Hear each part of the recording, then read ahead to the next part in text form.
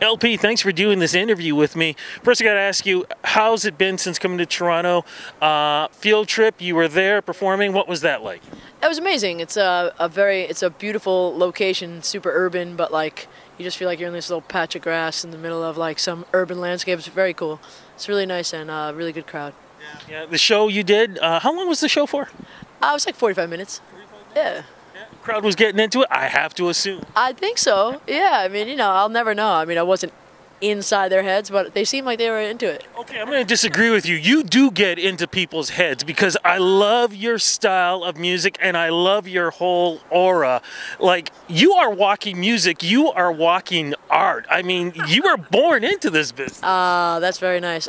Yeah, I appreciate it. Yeah, I mean, I think, it's a whole experience, I guess. I mean, that's how it should be to me. I mean, I live it, eat it, breathe it, basically. Yeah, and you definitely do it all. I want to talk a little bit about, before we get into the album and, of course, the single, how you got into this business, because you've written for a lot of people, you've done a lot of things, you've stood up for a lot of things. But in the beginning, though, what was it about this business that, like I said, you just look and feel like you were born into? I don't know. I think, I grew up in a family that wasn't like, couldn't even conceive of an entertainment career.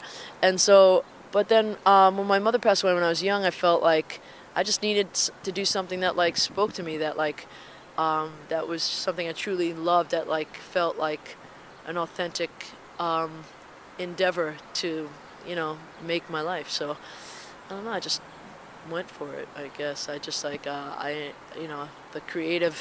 my creative spirit gravitated toward song and songwriting. So I was gonna say, what kind of songs were you writing when you were younger? Songs about the ice cream man, and I don't know. Look, I did the same thing when I tried to write music. Yeah, I didn't really write songs when I was super young, but like excuse me, I don't know. I think it's always been about like relationships to me, like matters of the heart, both romantic and non-romantic. I think. So I just kind of try to write about my life and about the life that's around me.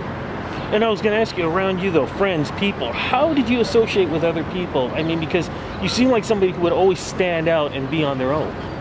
I don't know, I think that my life, the journey of my particular life has been like, trying to really find my own authenticity, like the reality that speaks originally from myself.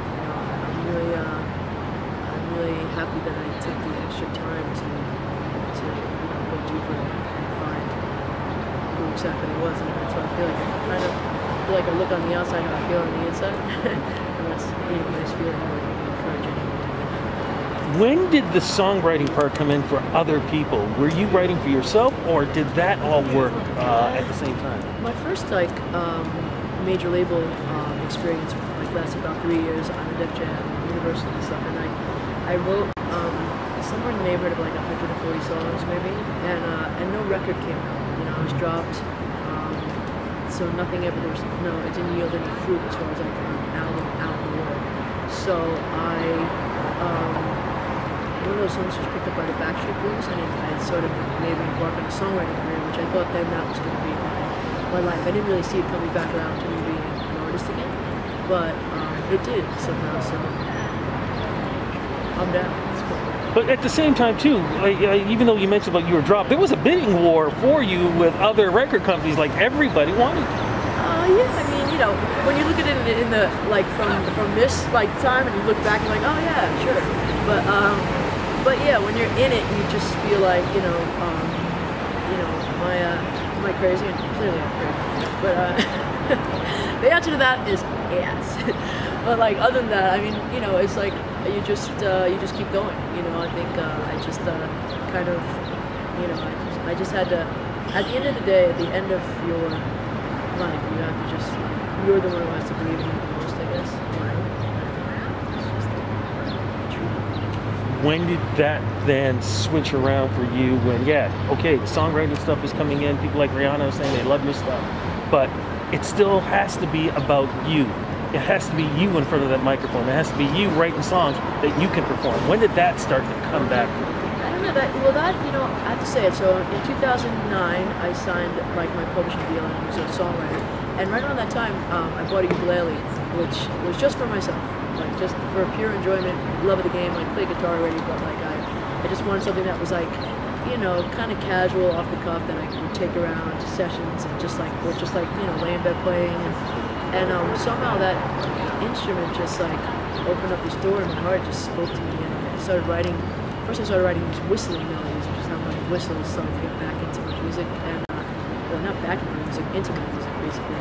And then I just started writing songs that were more pertinent to my life, and started to, you know, my management was encouraging me to do that. I don't think they're done being an artist, you know. But to me, I didn't know you could have 2 major label deals fall through, and other indie deals, and still get another bite of the apple, you know.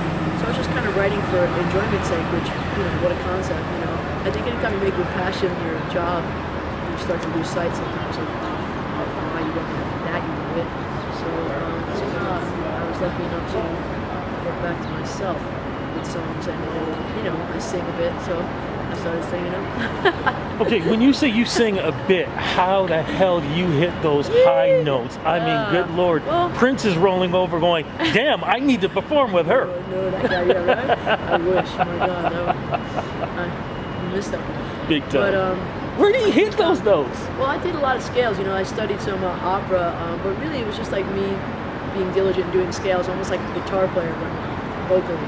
And doing a lot of touring and kind of having to do those night after night to keep my voice, and then actually just made me stronger and increased my range even more. I had a decent range, but you know, and I just kept writing songs that challenged me. So then, you know, there's nowhere to go but up. You had to keep singing higher and higher. I'm gonna go. I'm singing Dark Clock later. It's gonna be great. Was that, do you consider this new album, a challenge? Because when I hear it, like I said, lyrically and vocally, you are like every year, but you're hitting it hard and you're hitting it bright, and it's just like a lightning bolt cutting through. Thank you. You know, I think that songs are the most important thing. They're clearly the currency of this business, but also just in general for yourself as an artist, I think. Writing of songs, I don't want to say constant, but like, if you keep writing songs, I think songs lead you to other songs. I think that you start to like really find your true fingerprint of your sound and your, again, to overuse your authentic style and voice, basically, that you, and that's from writing songs. Like, you can even see songs that have been precursors to other songs, you know. And I think that I just really felt like I found myself a bit through like writing for other people and writing for myself, and just like continuing to like learn through doing. I think that's the way that songs are. You meet all these songwriters that are like completely like autodidactic, like they never. You don't take most people don't take a songwriting course, you know. And then there's people that like, you know, just keep looking at it. People that write the first song of their life and then write another song again, but that song's a hit. You know, it's like there's many like, you know, permutations of how a songwriter comes to be and comes to be heard. So I just don't know. Songwriting is it's like being a painter. Painters don't paint one painting. Look at this, I'm a famous painter. I got this one painting. Everybody want it? You want the painting? Good. See, I'm a painter. You know, I mean, they paint a bunch of paintings.